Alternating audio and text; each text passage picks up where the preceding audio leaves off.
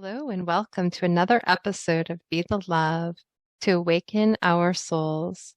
Thank you again so much for tuning in this week. I'm Stacy Musial. And I am Brenda Carey with our special guest, Alara Sage. We are your co-hosts and souls on the journey, and we are on a mission to raise the consciousness of humans and the planet, and we need your help. Please spread the word to your family and friends and join us every week. Consider becoming a Patreon supporter or a sponsor to help with the operating costs like editing and the many hours we spend creating these shows with quality guests and content. And if you have resonated with our mission, support us in a way that raises your vibration to love. And if it feels safe for you, I'd like to begin to invite you to take a moment and get centered with us.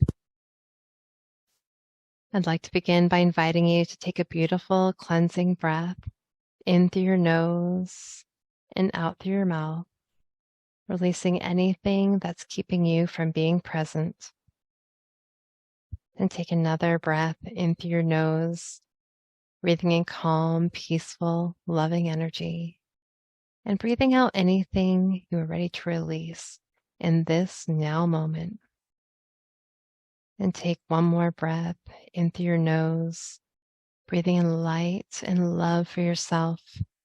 And imagine breathing that light and love and send it back to all of humanity, remembering that you always have your breath to come back to. Our guest today is Alara Sage. She is the Ecstatic Life Mentor. She works with ambitious female leaders and professionals who are highly successful, but feel unfulfilled and lonely in love life and relationships. She helps them reawaken their sexual power as a woman so that they can magnetize deep, intimate connection, pleasure, and wealth without sacrifice. Alara Sage is an intuitively gifted mentor, teacher, and healer who coaches provocatively and soulfully. She has over 15 years of experience helping others reignite and transform their own lives. Thank you so much for being here with us today, Alara. Thank you. I'm so grateful for being here. Stacy, you have such a wonderful voice. I was just gonna float away there for a moment. Oh, thank you. So I'm really excited to dive into our conversation today. So tell a little bit about your journey and what has led you down this spiritual path. Yeah. I feel like I've always been spiritual. I'm sure you ladies have felt the same. As a child, I lived in a lot of acreage, and so I spent a lot of time in the forest by myself, barefooted, just like, I don't know if I even had any clothes on. I was just really in with Gaia, and I feel like I also saw a lot of beings when I was a child, and I had a very connected childhood in that manner. And I kind of lived a little of an obscure life when I was 19 years old. Instead of going to college, which I had every intention to go to college, my higher self swooped in and sent me off to travel the world, where I became a scuba diving instructor and spent my days submerged under the ocean. And again, very deeply just connected to Gaia and just feeling the rhythms of her throughout my life. And then I found a partner and got married and had children, and really noticed that I was really unfulfilled. And I remember a particular day thinking, we're going out with some friends, and I remember like literally realizing that I didn't enjoy anything. And like even the things that I enjoyed, I didn't really enjoy. I was kind of just waiting for the end of the day to happen and just living in this very like what felt like very numb life. And that's when spirituality came into my process, and I started to meditate and started to really, my process has always been connecting to my chakras. That was just what I was guided to do, and had this really extraordinary experience that I was working on horses at the time. I was doing physical therapy to the horses and their bodies, and they were one of my greatest teachers. They taught me so much about energy and about presence and I was driving to go work on the horses, and my higher self swooped in and said, Om 3 times. And at the time, I didn't really Om. I meditated, but I knew what Oming was. So I said, okay. And I took a nice deep breath. Om. And I did that 3 times. And on the end of the third one, this shot of energy shot through my body, out my crown. And I went into full body orgasm while I was driving the car. And luckily it was in an area that was only like 25 miles, per hour, 30. I pulled over and I just I was just in this, this just deliciousness of energy, like coursing through my body in this very, very blissful state. And when it ended, I was just in cloud 9. I was so blissed out. I had no idea what had happened to me. I carried on with my day, drove down the freeway, like dancing, like I could barely stay in the seat of my car. I was just so lit. And I feel like it was such a changing point for me because I realized like what was possible and what I was experiencing. It made me realize even more so like how really numb I had felt, how dispassionate I had felt. I'm always very good at everything I do, but there wasn't any more aliveness to me. I wasn't in the moment. I wasn't lit by life anymore. And this Kundalini, it was a spontaneous Kundalini awakening, blew me open to, wow, I was actually rather non-orgasmic in my life at that point. So I had never had a full body orgasm. I rarely orgasmed in general. I had gotten to a point where I could orgasm, but I had to like really concentrate. Everything had to be just perfect. And then it would happen. This was completely different, right? This was a complete like surrender to the energy flowing through me. And again, I didn't know what had happened. So the next 6 months was rather chaotic because, of course, the Kundalini Shakti unraveled, stored emotion and trauma out of my being. And I really went into this space of like one moment I was really ecstatic. The next moment I was practically depressed. I'd be crying. I was all over the place emotionally, which was very interesting to me because I had considered myself a very emotionally balanced person, which was just me suppressing my emotions. I wasn't actually that balanced. And I didn't know, again, what was happening to me. And I just kept kind of checking in and like literally asking, am I going crazy? And my higher self just kept saying, no, just breathe and be through with your emotions. And so I did. And as the universe works, around 5 months, it started to kind of come back to, a harmonic stage of my emotions. And this book just landed in my lap that was called Kundalini Awakening. And I had a chapter about spontaneous Kundalini awakening that like hit what happened to me to the T. And from that point on, for me, it was really like, wow, we are these beings of bliss and this capacity to be this bliss. And, after that, it's not like I kept going through like, woo, I'm so blissful and wonderful and like euphoric all the time. I still had a lot of work to do. But I knew at that point what was possible for me. And, it really deepened my devotion to myself and to my practice. Wow, that sounds like such a powerful, powerful experience to go through and really just to go from where you thought you were, in this place of emotional awareness and and then moving into this Kundalini awakening to really see how much you had been holding down. And I'm just wondering, because I feel like, so many women have this experience, right? They feel like they're in their bodies or they're connected to their emotions. And so what would you say to someone who was, experiencing this maybe numbness, right? Or not even knowing that they're numb and they're, wanting to tap into that power, that energy, and they don't have that maybe the spontaneous awakening. How would you work with that person? Yeah, I think the first thing is always the availability, right? To really acknowledge, are we really fulfilled? Are we really feeling the moment and our own personal presence and deep, intimate connection to ourselves and to the people in our lives? Because I think when we're really honest with, are we experiencing connection, intimacy? I think that's a big, like, no. Mhm. I mean, if I would have been asked that question, I could have honestly said no. And so I think that first kind of acknowledgement is so important for us. And then it really is about the body. And I loved, Stacy, with the meditation, you know, how you said that we can always go back to the breath, because it's something I teach. And, you know, all of this, in my opinion, starts with this journey back to the body.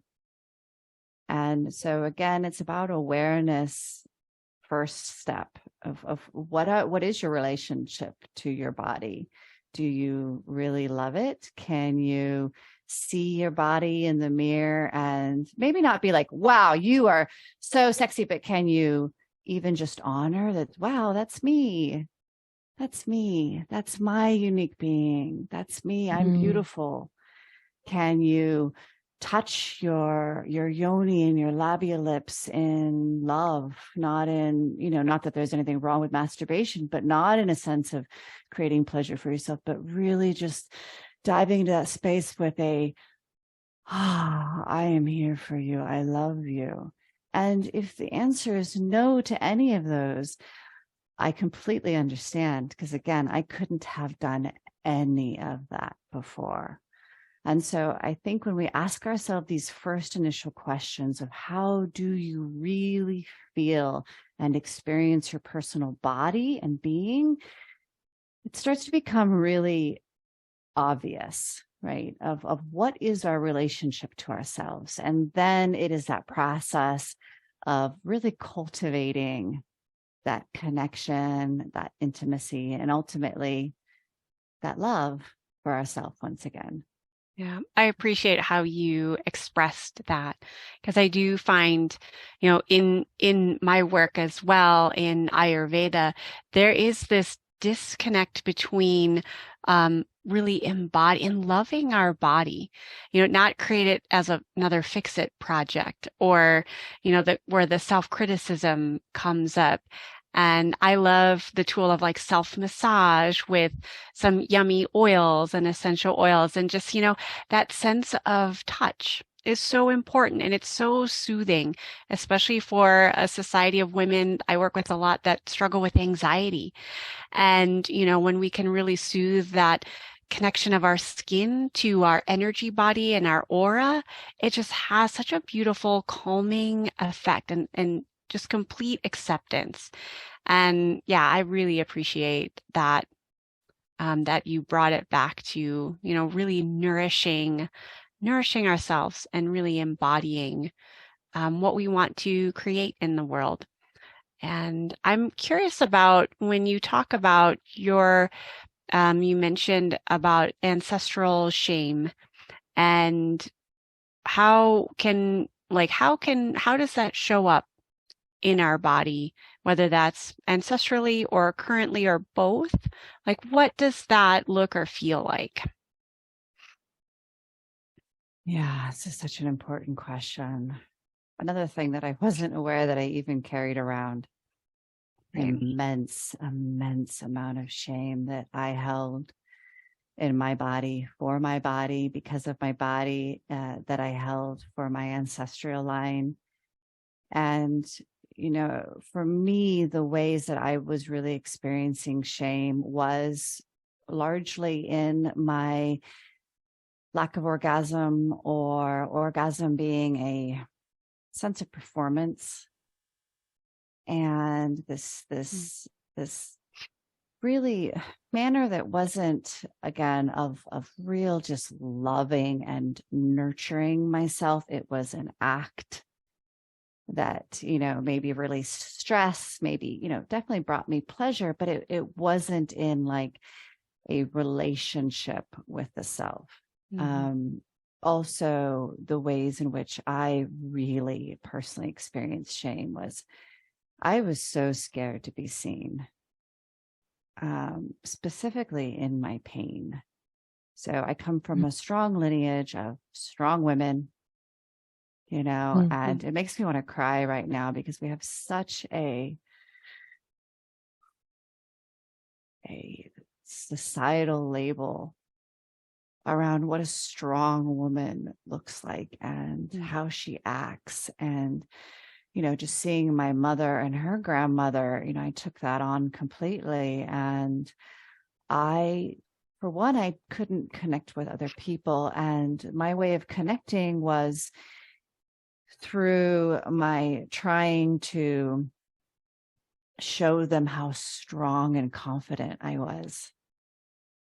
And I would only talk about things that I had been through and overcame, and I was solid and good, and I got this. I would never, ever expose like, wow, I'm going through this and it fucking hurts. You know, I'm going through this and like, I'm really struggling with this right now. Like, I would never say that. I even noticed at one point that my own journaling, I would journal all the happy thoughts. And if I was going through something, I would stop journaling and I would start journaling after I was through it. I couldn't even show it to myself. And, you know, I saw this in my mother and how just shut down and closed she was. And it was always like, I'm good. I got this. I'm good. I'm fine. I'm good. I'm good. And meanwhile, I could feel that she was in pain. I could feel that that wasn't the full truth. And I remember as a little girl feeling that too. And it was like, oh, okay, no, I'm good. I got this, you know, like no emotion. We got this, right? We're good. We're solid. We're strong.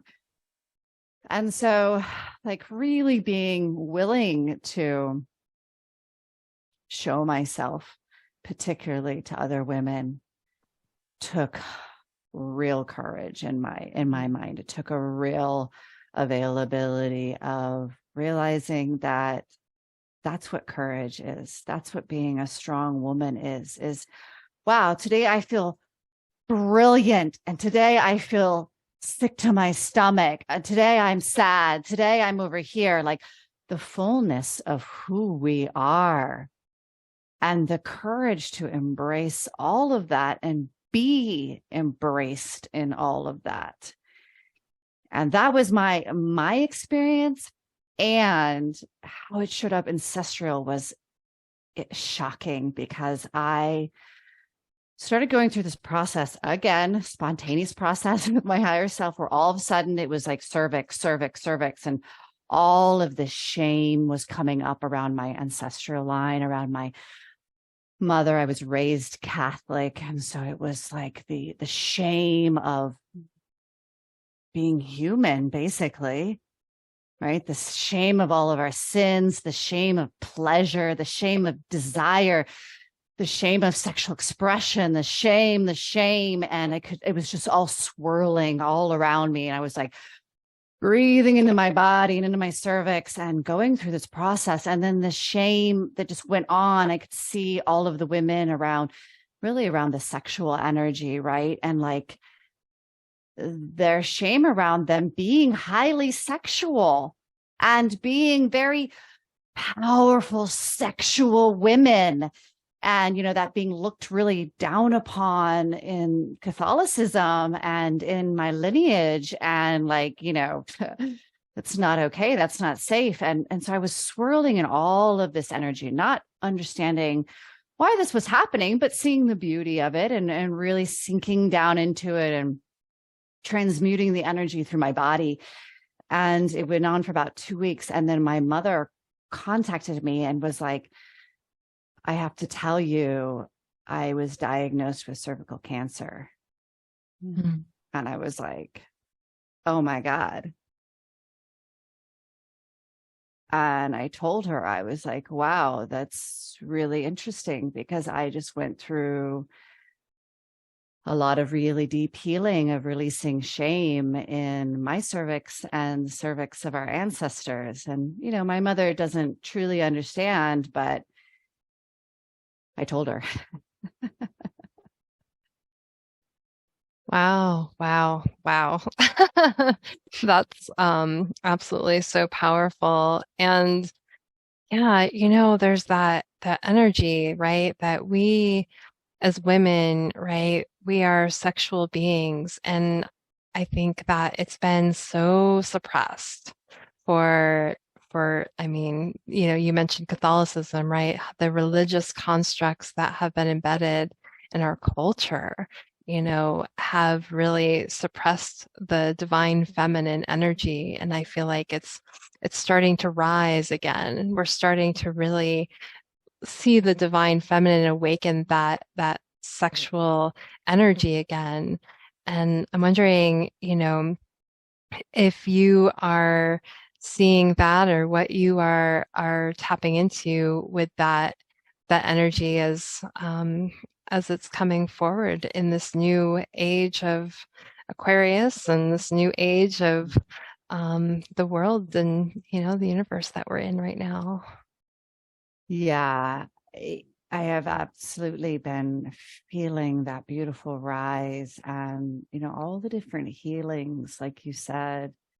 I've always had a high sexual energy and, I was abused as a child. And so it was like, stop that, stop being like that. Whatever you're doing, stop it. And I shut down. And then I shut down even further when I went into high school, and it was so confusing for me. I had no idea what was happening. I had people being very upset with me about, things going on that I wasn't intentionally doing that had to do with my sexual energy. And I was just like, whoa, this is not safe. Like, just shut all of this down. Right. And so this whole process for me has been that liberation of my own sense of safety, boundary, and integrity of my sexual energy. And, cultivating that safety in my body that no, like I get to be my massively sexual self and massively expressive and big energy self. And how do I work with this in a space of integrity? That I am feeling that my actions and my words and the spaces that my energy is in serves myself and others. And, having those clear boundaries has been really, really important to me. And something that really came up as you asked the question, Stacy, that I wanted to bring forward is, one of the things that when we have our first sexual experience, we went from supposedly pure virgin to no longer pure. Mm. Men go through, oh, now you're a man. Mm-hmm. Women, it's like, oh, you're no longer a virgin. You lost your virginity. You lost your purity. And I feel like we are reclaiming this real essence of like ownership that our sexual energy is pure, that we are pure and innocent in our sexual energy, in our sexual expression, in our sexual desires, and the reclaiming of that, and just how good that really feels. Yeah. And not to mention, I mean, just the iconic, energy of the, Virgin Mary versus Mary Magdalene, right? Who was the prostitute. And, and so these are the women that have been in the biblical text, so it's been embedded in our culture and our psyches for so long. Yeah, I just feel like we are at a time to awaken to that divine feminine within us, and to release that shame. And so I'm wondering, as we are working on healing the shame that has been embedded, I think, all from the ancestral trauma, from the religious trauma, from, all of the ancestral lines that have been passed down, what are some ways that we can really begin to release that shame from our beings to fully embody and express our divine birthright? Yes. I use 4 keys, and one of them is breath, because the breath is always there.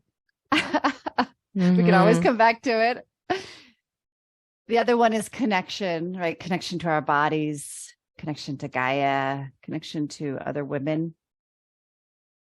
The third one is movement. There's this understanding that not dance, although it can sometimes look like dance, right? But this, like the body, especially the feminine body, like she loves to move, and just giving ourselves permission to just listen to our body and let it move us, let it just carry us and move with it. And the beauty of how that can really release a lot of energy in the moment if you're using breath and you're breathing into your body and you're following the movement, energy will just start to release out of your body. It's so powerful. And the fourth one is our voice, our expression. How are we speaking to ourselves? One of my favorite things to say to myself is, my love. I speak to myself, my love. I see you, my love. How are you today, my love? How are you today? How are we speaking to ourselves? And what are we saying about ourselves? And also, this is our abracadabra, right? This is our speak it into existence, right? And so what are we speaking into existence? Are we speaking into existence our love and our desires and our compassion? Or are we speaking, from wounding and trauma, which is, not right or wrong. It's always about awareness, in my opinion. Like, oh, there I go. I'm speaking my trauma. Okay, that's me speaking my trauma. And then, okay, that's me speaking my love, and learning the vibrational difference and literally how that affects our body. Like when you say something, you can like feel it in your nervous system and in your body. Yeah. I love that you bring up the voice, because that was a part of my healing. Interestingly enough, I have childhood memories. My mom would tell me as a little girl, I used to sing all the time. Like I would sing our address. That's how I learned it. I would sing as she's pushing me in the grocery cart, and, people are like, oh, she's so happy. And then adolescent comes, and just the confusion of all of that. And I lost that voice for quite a while. And when I started opening back up, and even just when I wasn't even ready, but listening to my own thoughts, and this is in that, teens, early 20s, and being aware of just the self-abuse of my own thoughts. That was a healing process within itself. I know what slowly began to shift was me starting to sing again. And I would, sing. I love beautiful chorus. Like that's one of my favorite, mantras to sing, and just singing it over and over was literally a healing process for my body and for my mind. And when I tell people that, they're like, really, singing? I'm like, yes, there is something about this vibration of and hearing our own voice, I think is really powerful. And at the time wasn't aware of the ancestral shame. I think many women have that in their lineage, and how that was kind of a transmutation of some of that ancestral shame that I had embedded in my body came out through a singing voice. And, I love stories of people using, words or singing or chanting, whatever, and movement.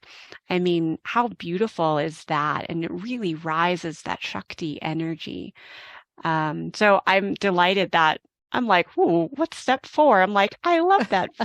I did that without even considering the whole, like all of those, like which you mentioned, breath, which also related, and movement, and just that intention of speaking to ourselves as my love.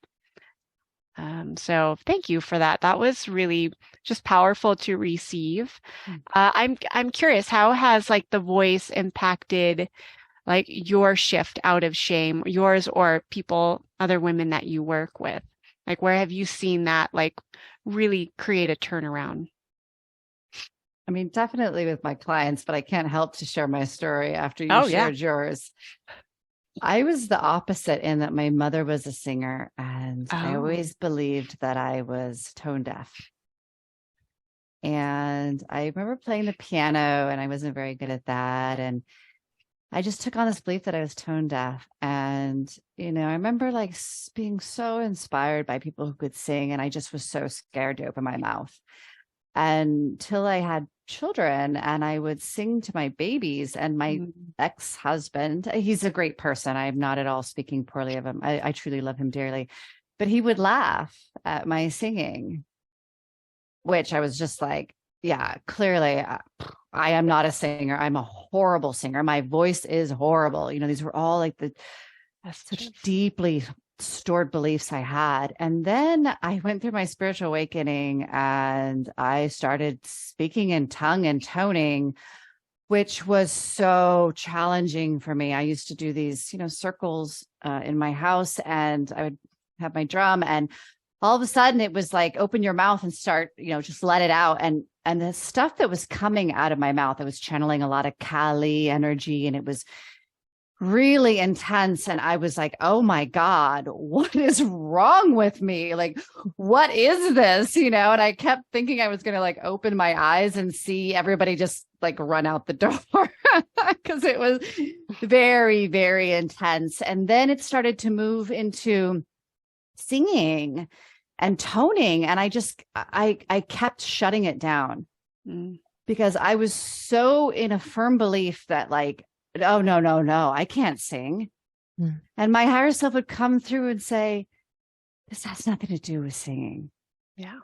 Because I had this context that singing was a song, and my higher self was like, just relax and be. And it took me years and years of doing it and showing up time and time again, scared with my voice cracking and, coughing and like I would do it online on these online platforms, and my voice would hardly be there. Scared out of my mind, scared again, like, what are people going to think? I'm just such an imposter. I can't do this. Who am I? Who am I to think that I have this glorious voice that's going to, heal the world or whatever? Like all of this imposter syndrome. And same thing as you were saying, like that voice coming through and being like, who do you think you are? Yeah. You can't sing. And just time and time again of showing up, and my higher self just being like, you can do this, like show up. This isn't about singing, just relax. And literally watching my voice transform and becoming beautiful. And even, of course, like it just doesn't even matter to me anymore. Now toning and all of that is very, very much about, it's very much a part of my healing sessions, what I do online. And I finally came to this space of just like pure, like not even just acceptance, but like honor that this is one of the ways that it makes me cry. Like, this is one of the ways that I express myself after believing so strongly for so long that my voice really just not only didn't matter, it was just horrific.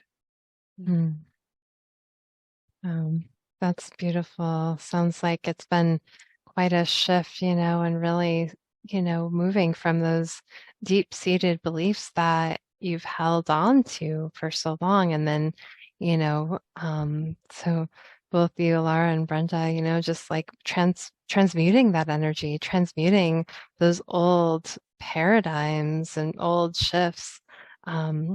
I can't say that I have a story like that, but I know that like finding my voice through mantra has been really powerful, and singing mantras, Om, and doing the different mantras that I've done, but then being able to share that with others. I remember I was in a ceremony and I was asked to sing some mantras. And so I got up on the top of my mat, and I started singing, and then all of a sudden it just became this fluid motion, and I got lost in that energy.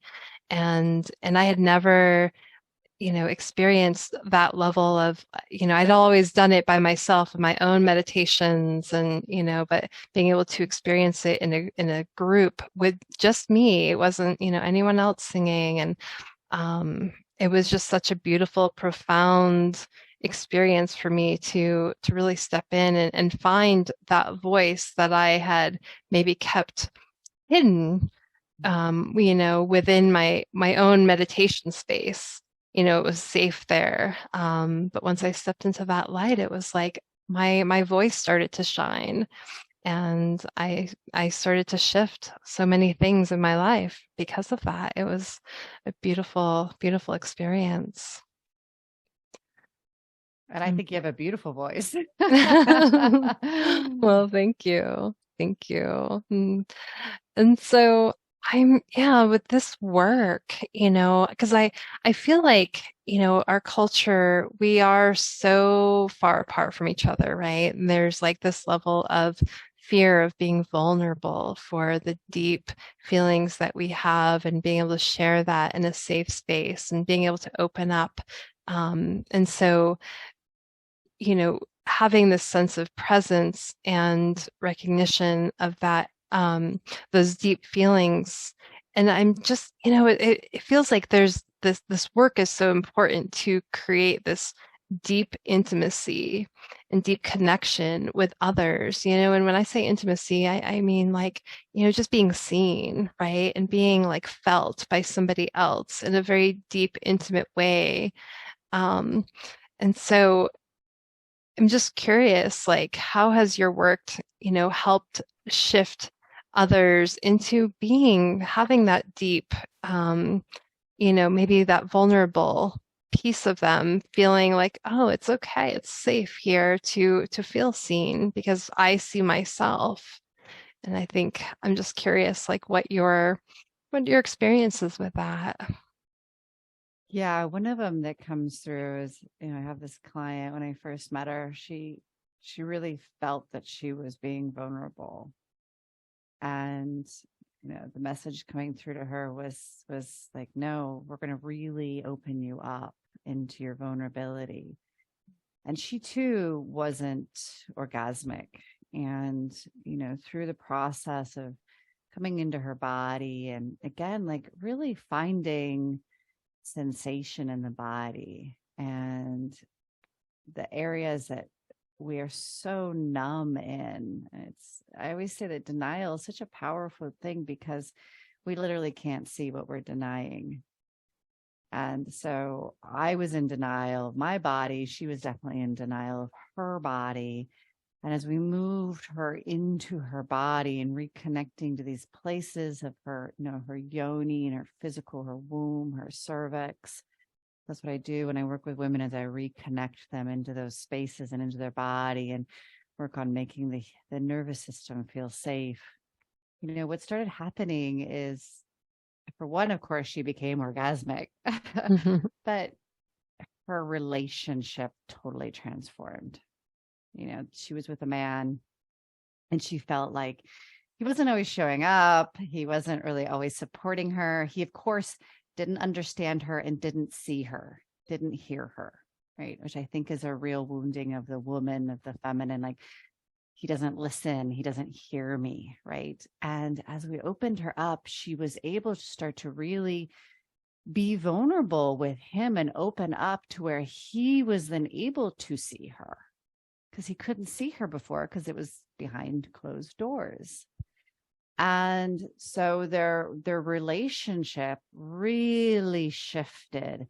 And, he isn't even on this spiritual journey. And now they're experiencing, telepathic communication and just a deep movement of synchronicity and union, where he knows and feels and senses what she needs and moves with her.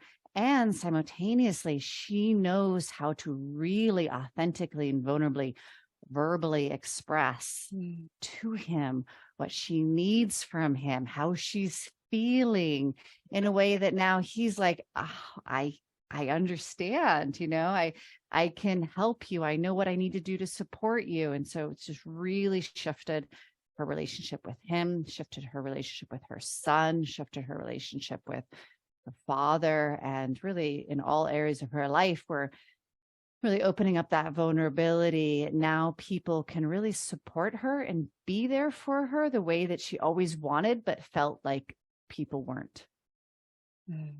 That kind of goes back to the speaking our truth and having that throat chakra active so we can express first of all, know what we want.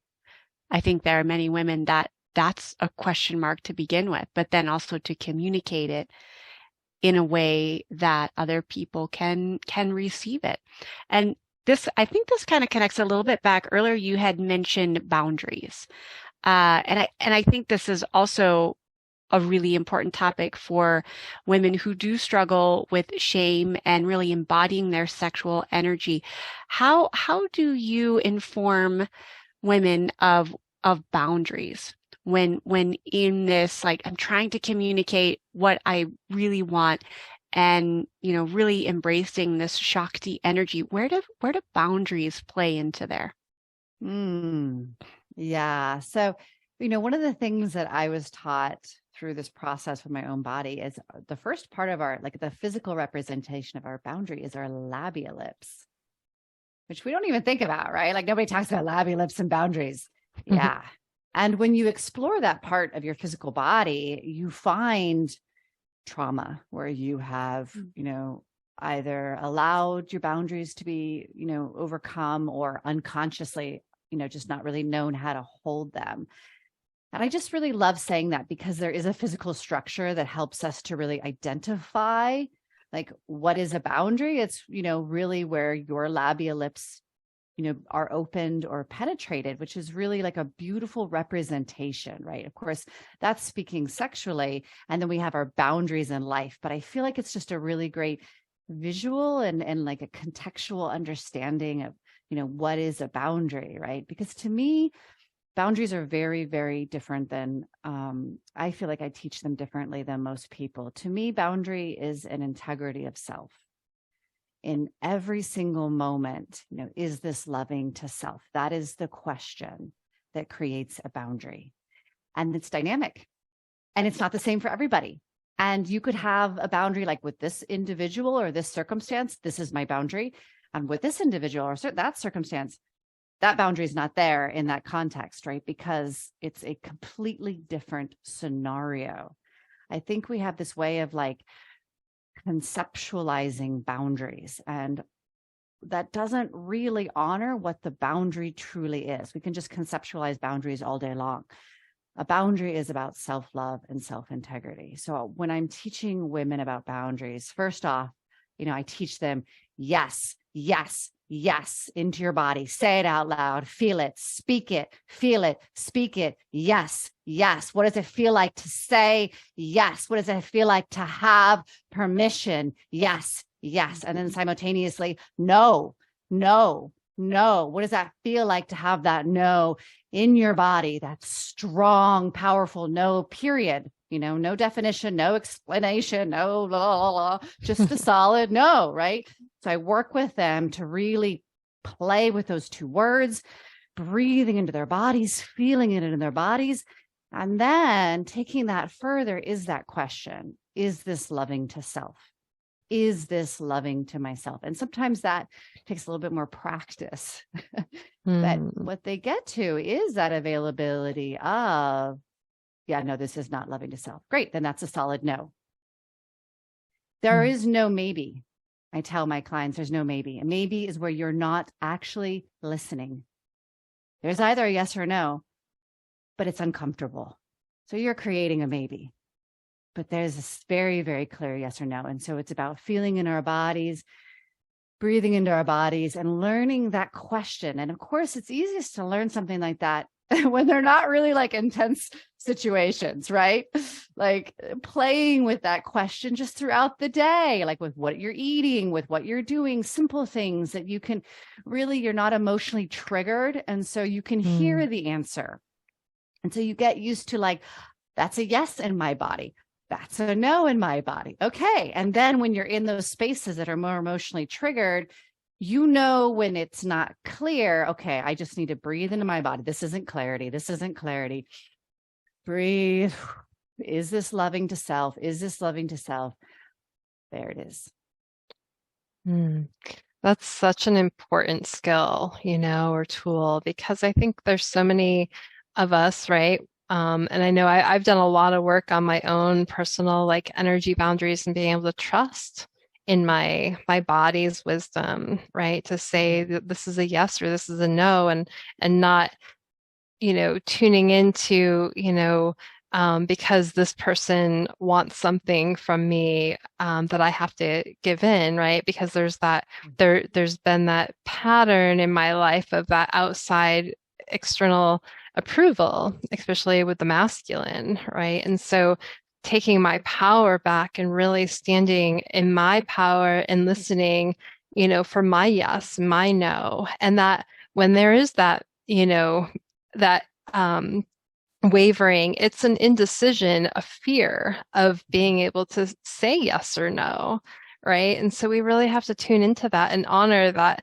and recognize when that indecision or that fear comes up, because we are just trying to, what is that about? Is it, I'm afraid because this person might react, or, how they're going to respond, or whatever that might be. But yeah, it does take practice, and, and coming back and like strengthening that energy within ourselves so that we can really trust in our own body's wisdom when that yes is a yes and that no is a no, and really speaking that truth.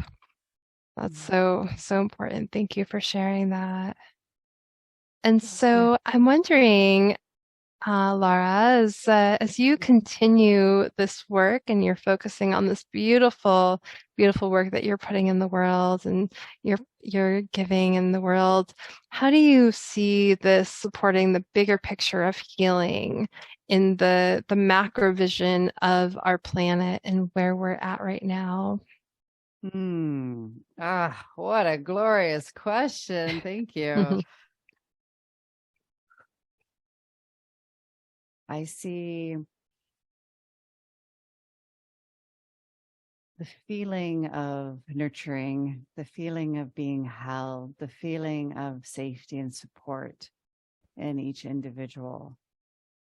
I see connection and intimacy taking forefront over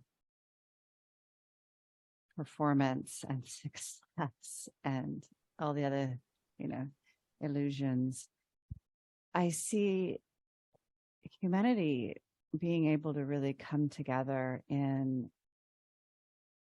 empathy and compassion, that, we are very unique, and several generations and all these beautiful cultures and different ways that people express and act. And that's okay. We're safe. We're safe in who we are, and we're safe in who other people are. And that compassion and that empathy of our uniqueness, really allowing each individual to blossom, right, in their genius. And I see this very rapid expression of genius starting to really come out in the individual. I believe that we're all geniuses. And when we feel that sense of safety of self and that ability to really allow our authentic expression, we tap into that genius. And I feel like that is going to, really just radically take care of so many of the issues that we're facing, because all of these geniuses that are just waiting to bud, and the celebration of humanity in its uniqueness and its ability to come together in diversity. And all that naturally happening was going to, in my opinion, allow Gaia to really just transform herself. I don't honestly believe that she needs us. I mean, she needs us in the sense of I'm always showing up for Gaia constantly. I'm sending her love. I'm showing up for her. She is so powerful, right? Like if we are honoring our own being, she too will be honored and blossom in her sense. And the issues that we're having with our sinking to her and our moving with her instead of against her will also like just soften and dissolve, and we will once again just really live in harmony with each other and with Gaia. Mm. That's So beautiful. Thank you so much, Alara. And as we wrap up our conversation, please tell our listeners where they can find you and anything you're currently working on. Yeah, definitely. My website, alarasage.com. And I am creating a sisterhood. It is a container where we are really intentionally bringing women in to be witnessed, to feel seen, to feel held. And for us, those of us who are carrying the container to also be witnessed, seen, and held. So it's a very mutual container. And so it's very, very dear to my heart. And they can definitely reach out to me through my email info at Alara Sage if they're interested in that container. It's a free container. Thank you. Thank you very much.